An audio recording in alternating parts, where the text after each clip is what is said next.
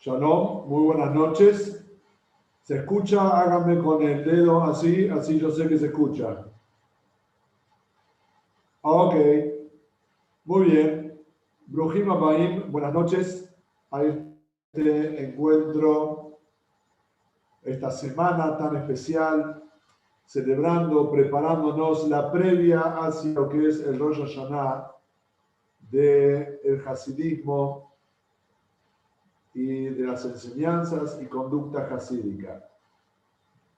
Como no podía ser diferente, vamos a comenzar con una historia, ya que las historias son muy relevantes y nos enseñan las conductas de seres humanos como nosotros, con muchos aciertos y con ciertas debilidades y fortalezas. Y es de aquí que estaban estos dos famosos hermanos, discípulos del Maggid de Mezerich, Elimelech de Lizansk y su hermano Reb Zushe de Anípoli. Era la primera época de los Hasidim, donde entonces era costumbre que los Hasidim, que estos capacitados y realmente tenían mucho conocimiento y mucha santidad, pero estaban en una época donde ellos practicaban cierto ascetismo, practicaban cierto conducta de aislamiento y de no darse a conocer. Uno de los motivos era para no tener ningún tipo de recibir ningún tipo de kavod, ningún tipo de honores, de distinciones, preferencias, halagos, loas, cosas que pudieran llegar a interferir en su servicio espiritual. Todos sabemos que es una mitzvah, es un precepto positivo honrar, respetar a los sabios estudiosos de la Torá. Ellos no querían tener ningún provecho de su altura espiritual. Entonces, como muchos otros hasidim de la época, vivían con una identidad oculta e iban a lugares de exilio donde no se daban a conocer hasta que finalmente alguien sospechaba por sus conductas, por su devoción, por su rezo, por varias actitudes que ellos tenían, que aquí se trataban de personas muy encumbradas. Y aquí la historia, famosa historia de cuando llegaron a esta aldea y cuando ellos se negaron y fueron interpelados por el comisario de la aldea, y como ellos no dieron a conocer su identidad, los detuvieron, los retuvieron en un retén que había otros allí encarcelados. Imagínense, los retenes hoy por hoy, siglo XXI, no son el Palacio de Buckingham. Imagínense lo que era en aquel entonces. Y hasta aquí que en aquella celda donde estaban otros reos, otras personas detenidas, había en el mismo lugar donde iban a dormir, donde iban a pasar varias horas o días de detención, también comían y también hacían sus necesidades. Y cuando llegó el momento de la puesta del sol y se percataron que no habían hecho todavía su deber, su mitzvah de rezar la plegaria del atardecer de Minjá, y buscaron si había un rincón apto para ello, se percataron que había una letrina en la mitad de la celda. Se pueden imaginar que no es apto, es hediondo, es un lugar que no es apto para mencionar el nombre de Dios. Pero ellos tenían que rezar. Entonces, Reb Zushe se vio muy consternado, muy preocupado. ¿Cómo vamos a hacer para la tefilá? Su hermano Rebelimelech le dijo, hermano, si Hashem quiere que hagamos tefilá, tiene que resolvernos el tema de que sea un lugar adecuado. O nos transporta a otro lugar, o nos quita este obstáculo. Y si no, entonces quizás él prefiere que no hagamos nuestra tefilá. Reb Zushe en un instante cambió su actitud de la melancolía en la alegría. Y se dio cuenta qué privilegio que es servir a Hashem, a Dios, en cualquier circunstancia. Aún si fuese de brazos cruzados, aún si fuese de una manera quizás que ni me imagino cómo puede llegar a ser.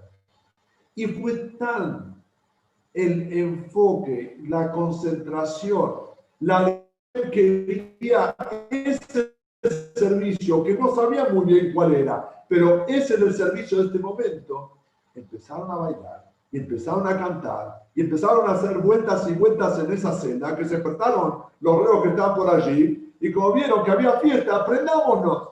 Y así es como todo se tornó en un festín, en un lugar excepcionalmente alegre, en ese confinamiento, en ese lugar hediondo, en ese lugar no apto para nadie, mucho menos para estos encumbrados Hasidim. Pero esto perturbó al comisario y se dio cuenta que estos dos Hasidim eran que estaban causando todo este alboroto. ¿Y por qué? Porque estaba la letrina en la mitad de la celda. Entonces dijo para sí mismo, yo le voy a dar una lección a estos rabinos. Entonces, con toda la intención y para molestarlos, fue y le sacó el tachito y liberó la celda de esa porquería que había en el medio. Obviamente, Reb Elimelech y Reb Zushe estaban tan concentrados en su alegría de servir a Dios que no se percataron. Hasta que les cayó la ficha. Entonces se dieron cuenta que ya había desaparecido el obstáculo.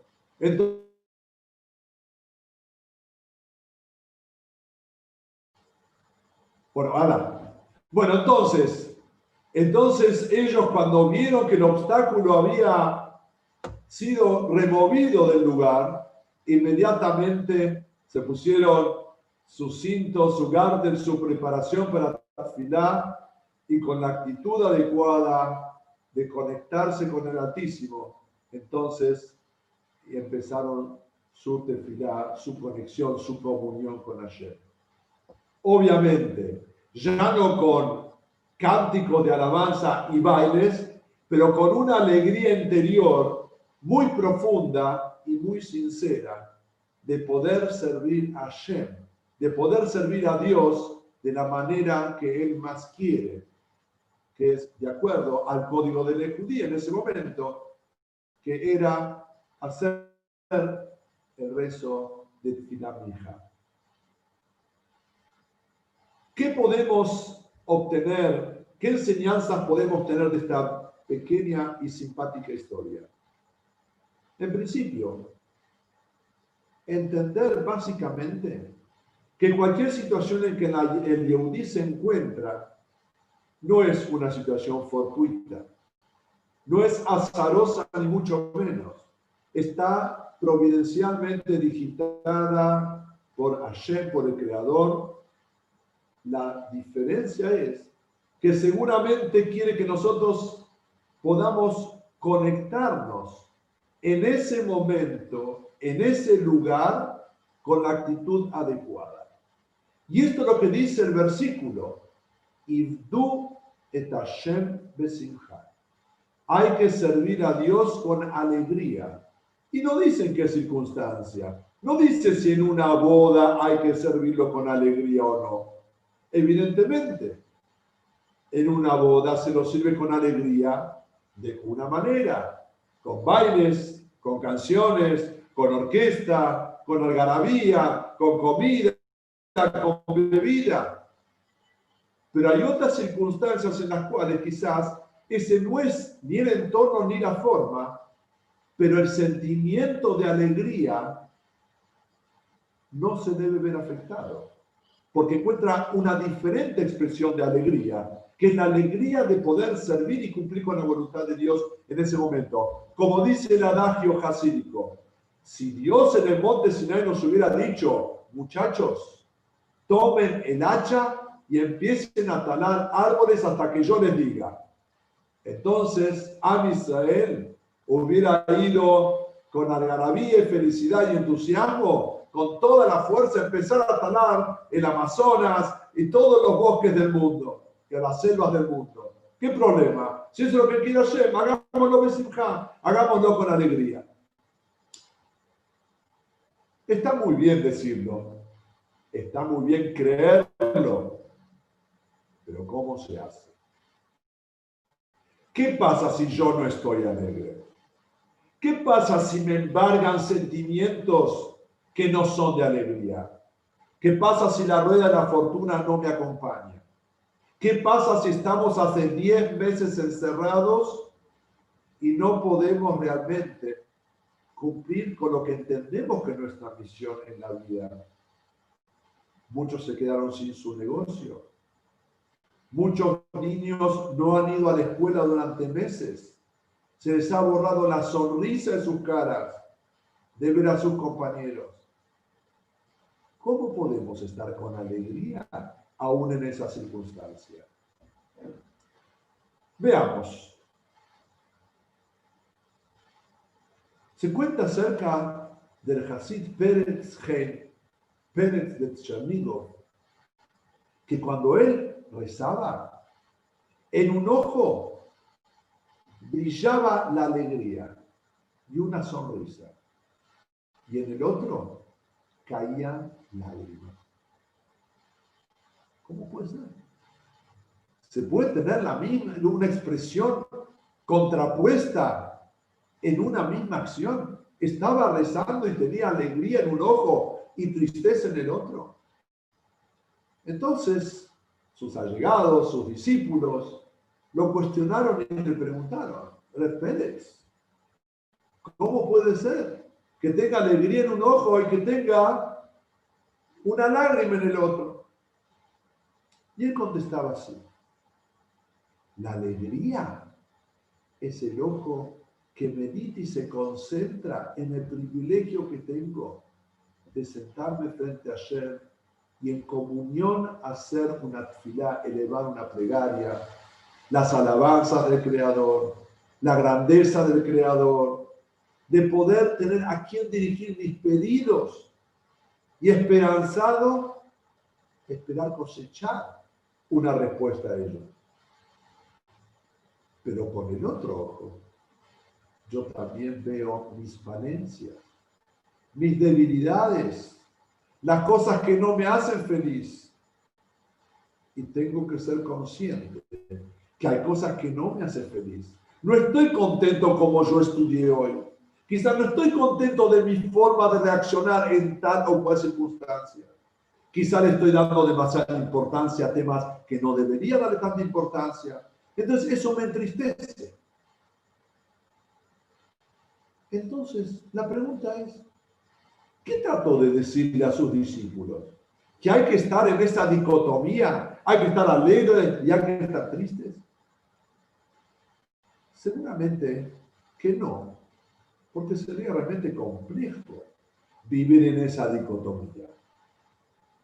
Pero él trató de decirles, muchachos, nosotros tenemos que trabajar en nuestras falencias y deficiencias y transformarlas en valores, transformarlas en algo que en definitiva tenga un valor agregado y que nos propulse y que nos sea el trampolín para llegar a un servicio más elevado. Sin ir muy lejos, vemos en la persona de Jacob Avinu situaciones parecidas. La semana pasada estudiamos y leímos en la Torá la sección Vayetze. ¿Qué dice la sección Vayetze? Dice que Jacob salió para ir al encuentro de su futura esposa. Fue enviado por sus padres, con la bendición de sus padres, para formar su familia. Y realmente, que Jacob vino, salió, porque su hermano le había jurado vendetta. Vendetta por las bendiciones que tomó sin su permiso, vendetta por la venta de la primogenitura y vendetta por distintas circunstancias. En el camino nos cuentan nuestros sabios que fue despojado de todos sus bienes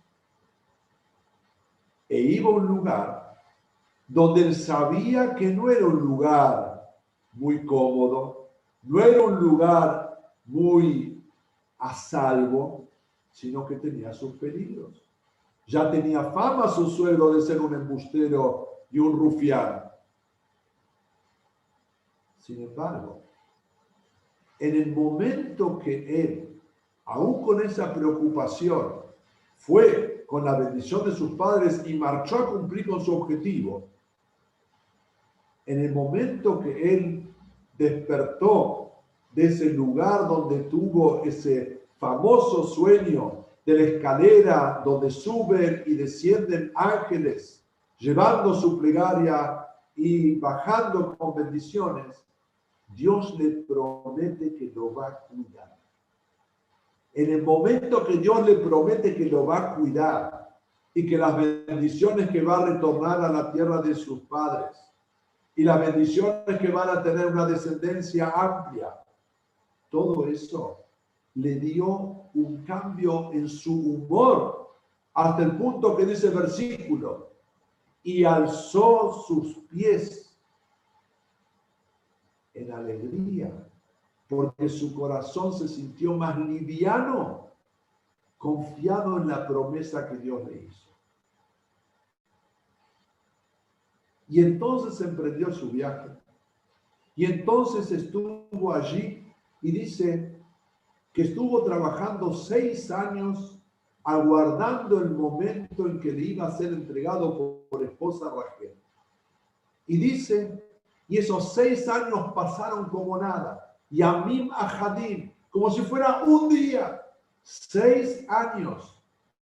Y no había ni Netflix, no había ni internet, no había ni nada de lo que nosotros usamos para pasatiempo. No había fútbol, no había nada. Sin embargo, le pasó esos 6 años como uno. ¿Por qué? Por su amor hacia Rachel, dice la Torá. ¿Qué vemos? Jacob estaba enfocado en su misión. Y al estar enfocado en su misión, no perdió la vista, no perdió la mirada, no perdió la concentración. ¿Para qué vino allí? Entonces, le pasó como un suspiro esos 6 años. Y después de esos 6 años, bueno, sabemos, le vendieron gato por liebre, pero nuevamente a los 7 días pudo casarse con su esposa, con su amada Rachel. Pero el concepto de que él no estaba ansioso, él no estaba ofuscado, o estaba impaciente o angustiado. ¿Qué va a pasar? ¿Llegaré esos 6 años? Para nada. Él sentía que su foco, su meta, estaba por alcanzarse, y eso lo hizo esperanzarse y mantenerse con ese amor y esa devoción y ese compromiso hacia ella.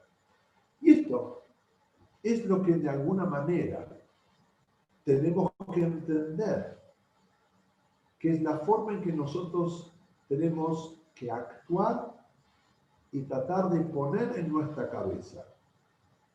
El Hasidut nos dice claramente que el hombre tiene en su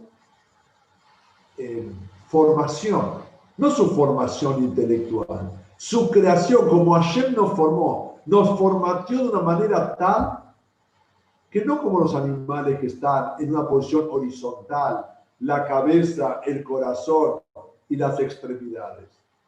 El hombre tiene una postura vertical. ¿Por qué? Porque la cabeza, Amoaj, Shalit Alalev, tiene que dominar el corazón. Tiene que instruir al corazón y tiene que permitir que el corazón sienta las emociones, pero desarrolle y haga nacer las emociones adecuadas de acuerdo al caso.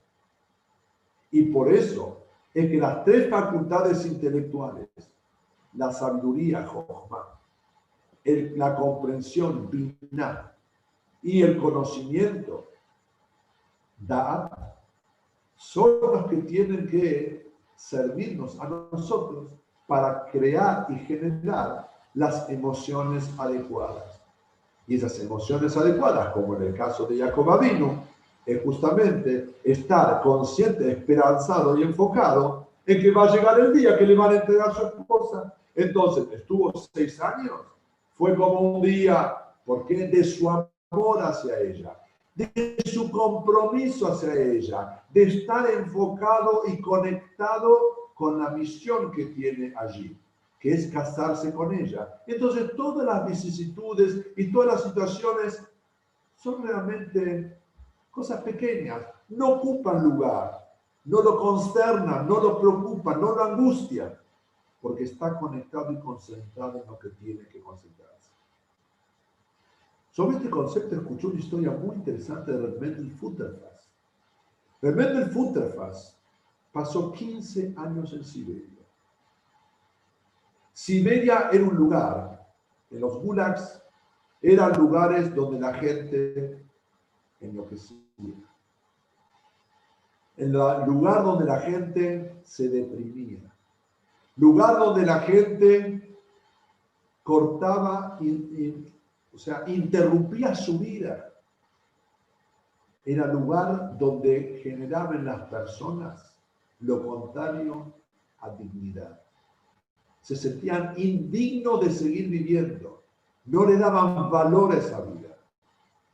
Reb Mendel Futterfass construyó en ese gulag y se constituyó en el mentor de centenares, sino de miles de rabbanim y de discípulos de la yeshivot de Lubavitch, desde el año prácticamente 50 y pico, no sé exactamente, hasta el final de sus días, el año 94. Más de 30 años, si no me equivoco, de ser el mentor de miles de discípulos que pasaron por la yeshivot de Lubavitch. ¿Y dónde se formó? En ese lugar. ¿Y cómo hizo? ¿Qué es lo que lo mantuvo? Estaba desconectado, ni siquiera tenía para escribir cartas a su red. No había teléfono, había incomunicación total. Su esposa estaba esperándolo en Londres con 3 hijos durante 15 años, no sabía si él vivía o no. Él no podía comunicarle. ¿Cómo hizo Reb Mendel? Reb Mendel contó que el primer domingo, que el domingo era un día feriado, ese domingo fue decisivo en su actitud en los 15 años que pasó allí en Siberia. ¿Qué pasó ese domingo? Ese domingo era un día donde no había trabajo, no había ocupación, no había rutina.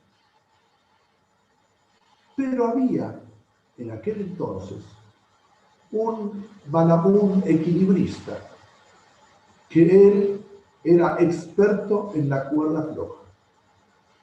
Entonces, en ese gulag donde estaba Reb Mendel, había una plaza muy grande y había un cable que atravesaba de punta a punta la plaza.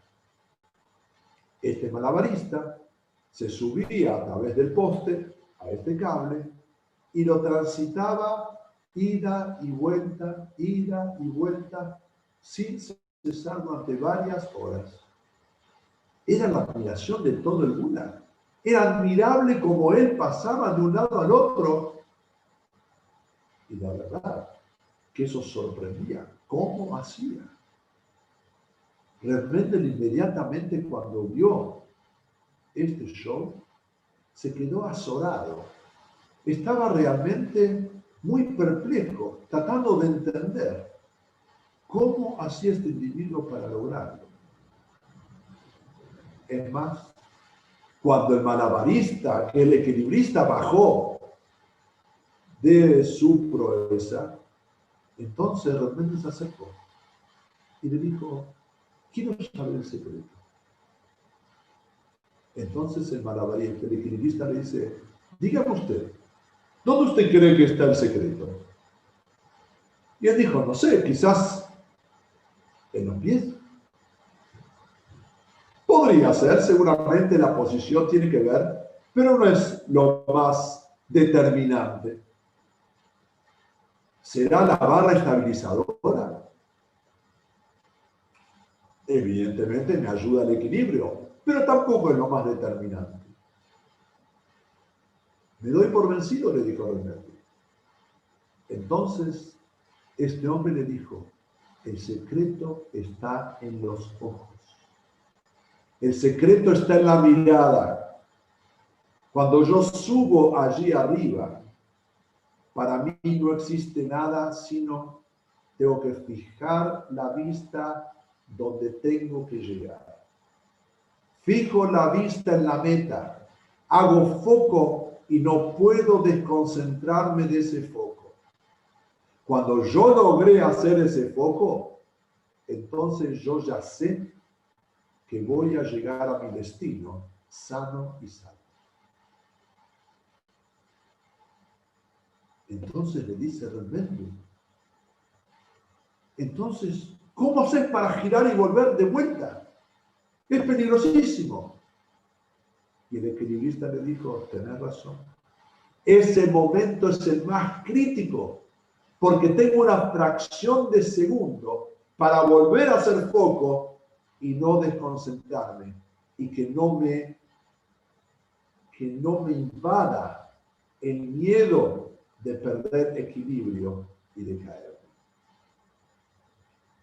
Realmente le estuvo meditando toda esa noche, pensando cuál es la lección que tengo que sustraer de esta experiencia que tuve hoy.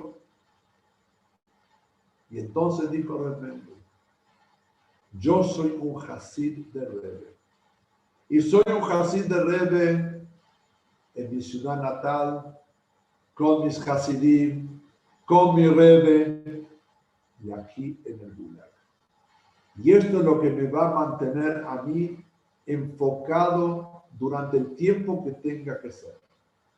No sé si será unos meses, si serán unos años, si será una vida, pero yo voy a vivir enfocado y mirando qué es un Hasid y qué se espera de un Hasid. Y entonces voy a tratar de que no me invada ningún sentimiento de ansiedad, de angustia, de tristeza, de melancolía, sino generar todo lo positivo que ser un Hasid representa y tener un Rebbe representa. Y así es como realmente fue fácil.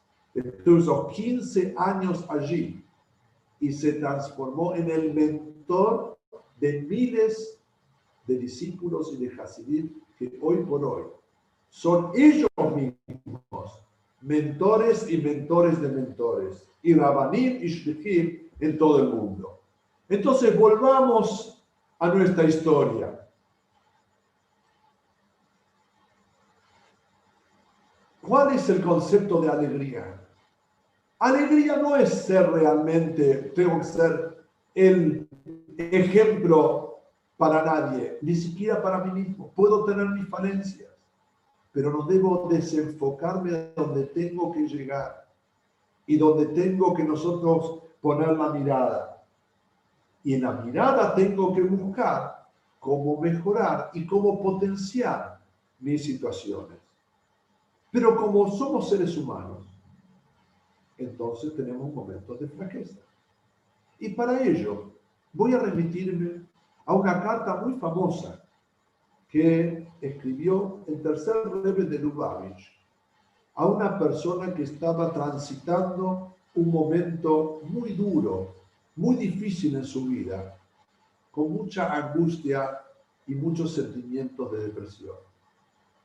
Entonces, le dice en Tzemach Tzedek que nosotros, Hashem nos dotó de un alma, de un espíritu, y ese espíritu tiene tres vestimentas que son fundamentales. Una vestimenta se llama el pensamiento. Otra vestimenta se llama la palabra. Y otra vestimenta se llama la acción. Entonces, regla número 1. Tenés que quitar de tu pensamiento toda idea negativa, toda idea de frustración, toda idea que te bajonea. Eso es lo que tenés que quitar. Así como una prenda, yo si quiero me la saco y me la coloco, me tengo que sacar aquellas prendas que huelen mal, que están transpiradas, que me producen calor, que me asfixian, para ponerme otras prendas. Entonces, el pensamiento, lo primero que yo tengo que hacer es quitar, remover todo tipo de pensamiento negativo,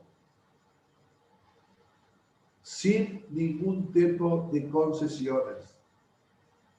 Y obviamente, tengo que sustituirlo. No puede quedar mi cabeza hueca. No puede quedar mi cabeza vacía. ¿Por qué? Porque la mente constantemente está en funcionamiento. Los pensamientos fluyen constantemente. Uno empuja al otro. Aun cuando dormimos, aunque la frecuencia es menor, pues los pensamientos constantemente están fluyendo. Entonces, ya está, me quité lo negativo. ¿Qué hago? Y obvio, tengo que poner pensamientos positivos. Tengo que cambiar el chip. Tengo que poner pensamientos que me producen alegría, aun cuando sean cosas mundanas. Aun cuando sea un paseo. Imagínate si en vez de en la oficina estuviese hoy yéndome de picnic. O un recuerdo de la infancia, andando en bicicleta con mis padres. ¿Qué importa? Desplazar el pensamiento negativo, el pensamiento melancólico, por algo agradable, por algo de una experiencia linda, rica, emocionante, alegre. Eso punto número 1. Regla number 1. Punto número 2, importantísimo. ¿Qué hablo? ¿Qué digo? No me instalo en la queja. Tampoco en aquellas interjecciones o suspiros. Esas cosas que son señales de fastidio. Sino que, ¿por qué cambio estas expresiones? Por palabras de Torah, estudio de Torah. No importa si es la parte práctica de la Torah, leyes de la Torah, Mishnah, o si el Talmud, o si la parte mística, pero está escrito, Pikudei Hashem Yesharim, Mesamchei Lev. Las órdenes, las palabras de Hashem son justas, son rectas, alegran el corazón. Cuando uno estudia Torah, se llena de alegría, de sabiduría, ideas, hay innovación, hay practicidad, hay actualidad, hay tantas cosas tan lindas, tan ricas, que uno puede encontrar y abrevar en la Torah, que eso lo llena de simjá. ¿Por qué? Porque está pensando, está hablando, se está involucrando en cosas que lo llenan con pensamientos alegres. Pero esto puede ser todavía en un plano utópico, en un plano del pensamiento, en un plano de la palabra. ¿Qué pasa con la acción concreta? Hace cosas que te dan alegría. Hace cosas que te dan sensación de realización personal. Un hobby, un dibujo, una acción buena que te llene el corazón. Hoy hice la mitzvah del día. Hoy fui a ayudar y ayudé a esa viejecita. Hoy le fui a comprar comida a este señor que no puede salir. Hoy me senté con mi nieto y le conté una historia. Hacer cosas concretas que me den una sensación de realización personal, de que yo puedo lograr cosas y me involucro en cosas que me generan alegría. Aún si no me siento con ganas, porque el día no se presta, está feo para salir a caminar, va a llover en cualquier momento, salgo y voy a caminar. Me obligo a hacer algo, me conecto con algo positivo, con algo alegre, con algo que me llena. Y nuestros sabios prometen que si vos vas a actuar en forma consecuente, en forma constante, entonces se puede transformar en una nueva naturaleza, en una segunda naturaleza, en una segunda habilidad. Si no me equivoco, me parece, ahora que venimos de este torneo tan importante, los maestros de Londres, me parece que Roger Federer era malo con el revés. El tipo se puso profesores que solamente lo obligaban a jugar de revés. Y creo que Nadal con la zurda, no sé qué. O sea, cosas locas. Cosas que van contra natura. Pero los transformó en los genios del tenis que son. En los maestros del tenis que son. Generaron una segunda naturaleza. Como el Peque, que cómo puede tirar un saque con 1,60 m y pico a tantos kilómetros por hora. Sí, la física dice, si estás allá arriba y vos tirás esto, entonces va a tanta velocidad. Pero tenés esta altura, ¿cómo puede hacerlo? Bueno, uno puede trabajar y generar una segunda naturaleza. Si eso es en el tenis, se puede en todos los aspectos.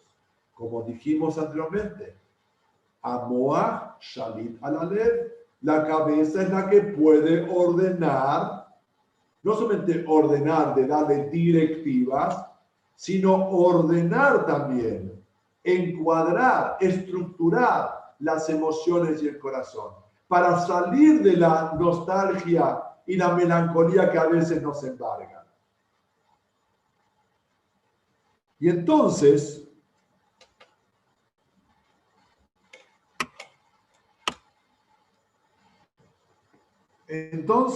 vemos que ese concepto de servir a Hashem con alegría es algo que nosotros podemos generar a través del pensamiento, de la palabra y de la acción en forma concreta. Fijémonos, volvemos al caso de Jacob Avinu. En esta sección de la Torá, ¿qué nos cuenta?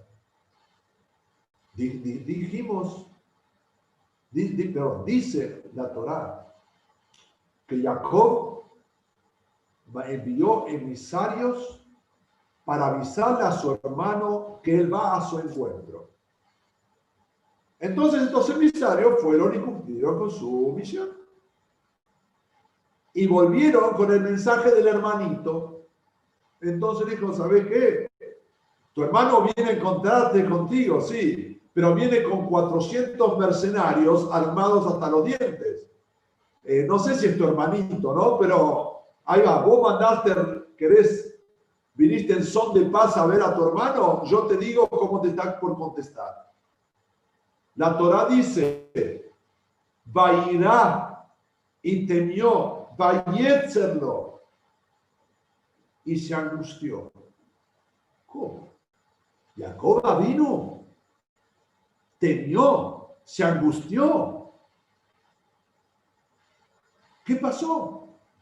El mismo Jacob vino que leímos la semana pasada, que confiando en la promesa de Hashem, alzó sus pies con liviandad y emprendió el camino hacia Labán, hacia Harán, el lugar más peligroso y que genera la furia, la ira de Dios, y acaba de encontrarse con su hermano y temió. Rashi dice algo muy interesante. Él dijo así: la verdad, no me gustaría que hayan bajas, ni de mi bando, ni del otro bando. Porque temió de un enfrentamiento bélico. Pero no dice allí que temió y se rajó. No dice ahí que temió y hizo la avestruz y metió la cabeza debajo de la tierra. Es más, vamos a ver en Deuteronomio, en Shoftim, que está prohibido al Yeraj Levavó, la persona tiene prohibido que su corazón se afloje, tenga miedo, se frunza. La Torah lo prohíbe. Maimónides dice es un precepto negativo, prohibido temer. ¿Pero qué vamos a hacer? Si uno ve un enemigo muy poderoso, muy amenazante, ¿no es lógico que tema?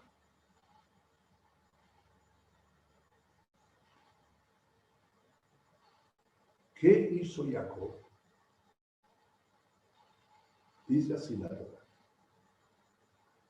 Jacob se preparó en la diplomacia. Jacob se preparó en la acción bélica, en la estrategia.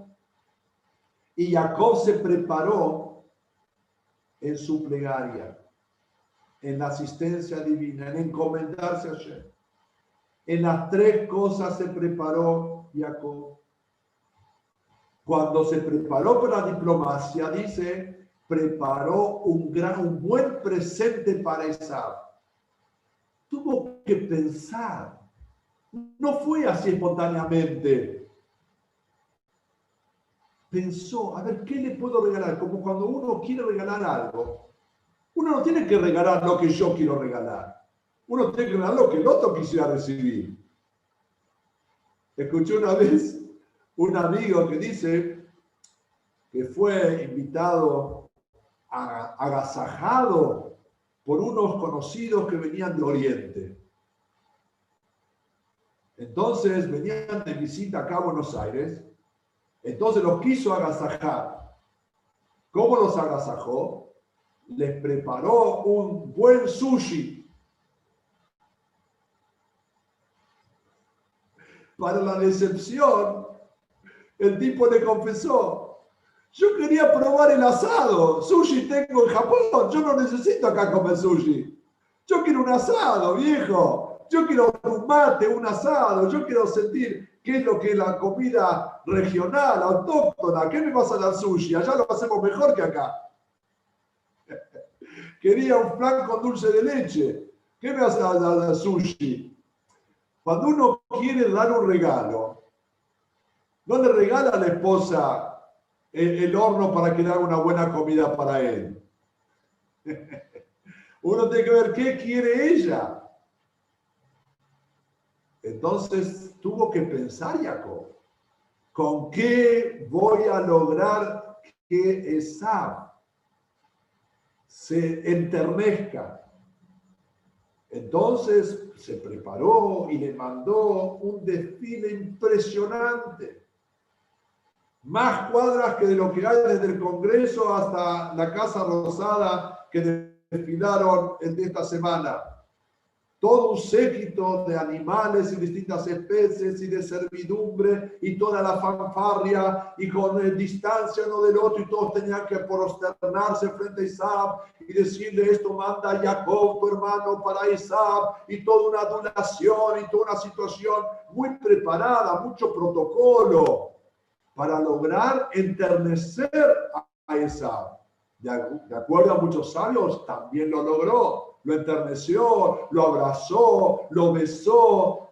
En ese momento le vino congoja, le vino realmente misericordia, le vino afecto hacia su hermano, dice nuestro sabio. Pero también Jacob no se paralizó. Se preparó para la guerra. Se preparó quienes van a ir a la vanguardia, al ataque, si hace falta responder. ¿Y cómo voy a organizar la retaguardia para salvar a los hijos y a las mujeres y a los que tienen que quedarse en el otro mahané, en el otro campamento? Pero también Jacob apeló con confianza, se encomendó a Hashem y alzó su voz en plegaria. Entonces pensó cuál va a ser la estrategia. Habló con Hashem y le pidió, y también actuó y organizó la milicia para poder enfrentar a su hermano. Pensamiento, palabra y acción. Y Baruch Hashem, como hizo lo que tenía que hacer, salió airoso de ese encuentro. Y logró, si no el cometido final, que lo llegaremos a ver muy prontito. Como está escrito, que cuando venga Mashiach, entonces, Ve'alu Moshiim Behar Zion, que los redimidos, los salvados, los rescatados, los descendientes de Jacob, subirán al Har Zion, al monte del templo, Lishpot et Har Esav, para juzgar y para encauzar y encaminar a los descendientes de Edom, de Esav, Beaitán Hashem Amelujá, y será el reinado finalmente de Dios. Hashem Imlok Lonam Baed, Hashem Imlok Lonam Baed. Hashem reinará eternamente, y todo el mundo servirá a un solo Dios. Con alegría, con algarabía, con entusiasmo, con mucho fervor, con muchas cosas lindas, como nos enseña nuestra Sagrada Torá. Hay mucho más para decir, pero no sé cómo vamos con el tiempo. Quizás alguna pregunta o no sé cómo se maneja este Zoom, pero...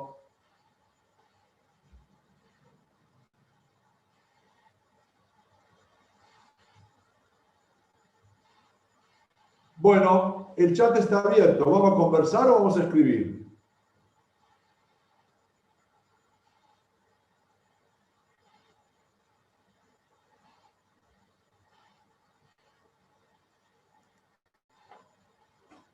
La letra es muy chiquita acá. A ver, ¿qué dice acá? Ah. ¿No se escucha? Ah. No, para.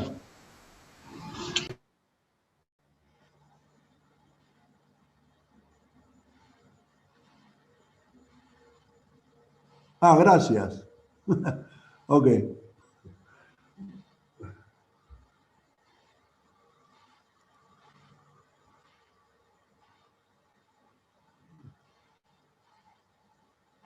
Ok, dicen pueden abrir el micrófono, ¿eh?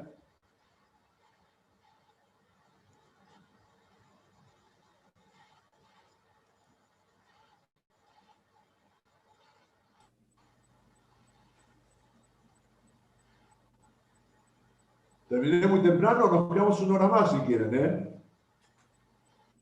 Bueno, con todo gusto. Bueno, ¿quién dijo bueno? Baruch Hashem.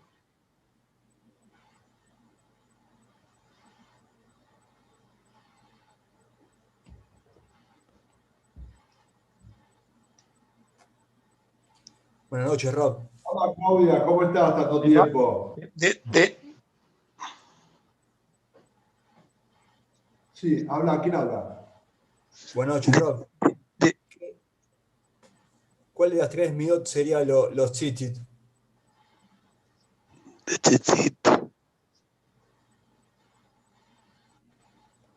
Uy, no sé si escuchó. No entendí la pregunta. ¿Cuál de las tres qué? De las tres vestimentas que el Alter Rebbe menciona, son los tzitzit. Porque, ¿Los tzitzit? sí, No, las vestimentas no, de vestimentas del alma. pero ¿tiene alguna analogía? La analogía puede tener, en general, sobre mitzvot. Las mitzvot en general son llamadas vestimentas también.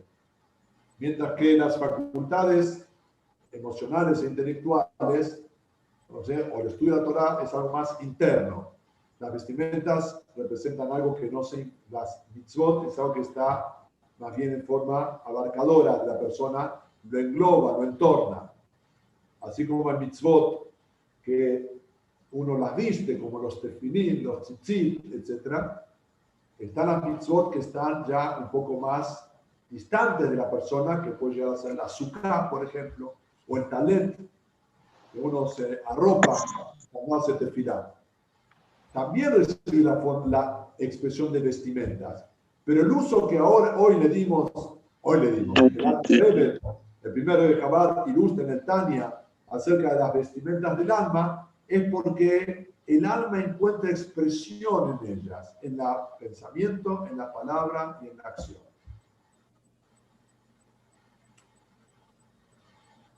Y utilizamos justamente la palabra vestimenta porque, como dijimos antes, uno puede quitársela y ponérsela.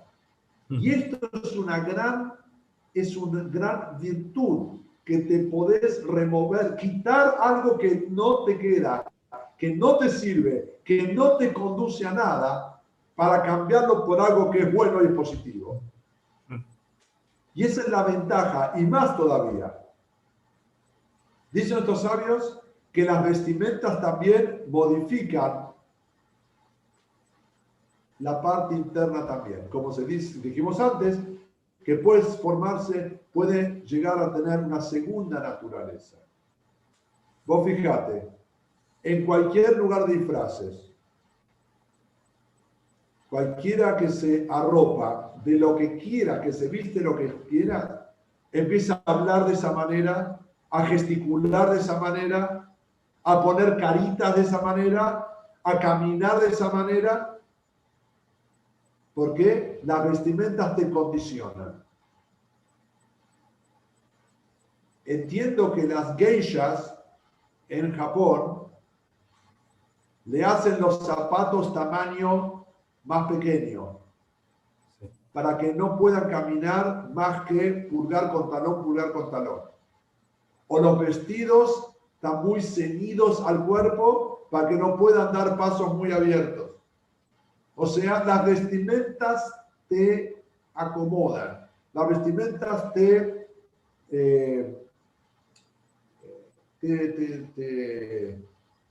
limitan o te condicionan, mejor dicho, esa es la palabra.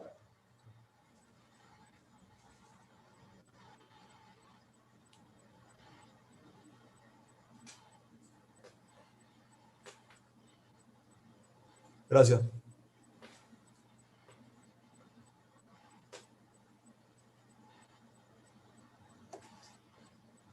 Bueno.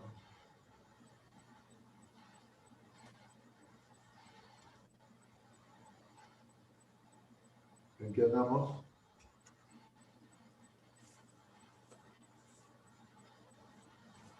Bueno, muy buenas noches a todos. Gracias, buenas noches. Gracias, Gracias Rob. por acompañarnos. Gracias.